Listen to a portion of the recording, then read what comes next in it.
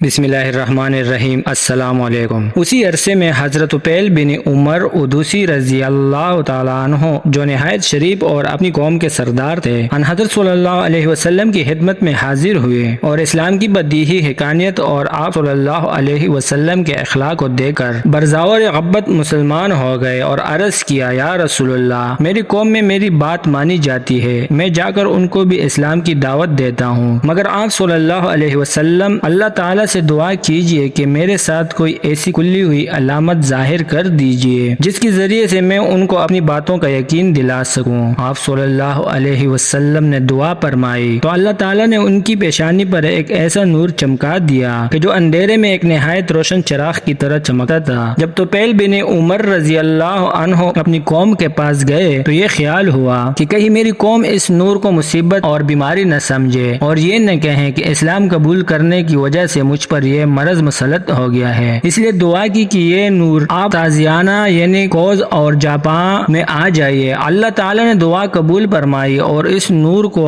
ان کے کوڑے کے ساتھ قندیل کی طرح لگا دیا۔ اپنے قبیلے میں پہنچ کر تبلیغ کی کچھ آدمی آپ کی سعی سے مسلمان ہو گئے، مگر چونکہ ان کے گمان کے مطابق زیادہ نہ ہوئے، اس لیے ان حضرت صلی اللہ علیہ وسلم کی خدمت میں حاضر ہو کر عرض کیا، آپ صلی اللہ علیہ وسلم دعا فرمائیے کہ میری سعی کامیاب ہو، اور آپ صلی اللہ علیہ وسلم نے دعا فرمائی اور ارشاد فرمایا، جاؤ اب تبلیغ کرو اور نرمی سے کام لو۔ تو طفیل بن عمر رضی اللہ عنہ لوٹے اور پھر لوگوں کو اسلام کی طرف بلایا اور خدا کے فضل سے ایسے کامیاب ہوئے کہ غزوہ خندق کے بعد 70-80 گرانے مسلمان کر کے غزوہ خیبر میں اپنے ساتھ لائے اور سب شریک جہاد ہوئے۔ اسی عرصے میں آپ صلی اللہ علیہ وسلم کے چچا ابو طالب کی وفات ہو گئی۔ یہ ساخہ نبوت سے 10 سال ماہ شوال کے نسب پر پیش آیا اور اس کے 3 تاریخ وفات میں اور ابھی مختلف روایتیں ہیں، مثلا ماہ رمضان ہجرت سے 5 سال پہلے، 4 سال پہلے بعد معراج، قذافی سیرت، دن بعد حضرت خدیجہ رضی اللہ عنہا کی وفات ہو گئی اور اس لیے ان حضرت صلی اللہ علیہ وسلم نے اس سال اور 80 سال حضرت سودہ رضی اللہ عنہا سے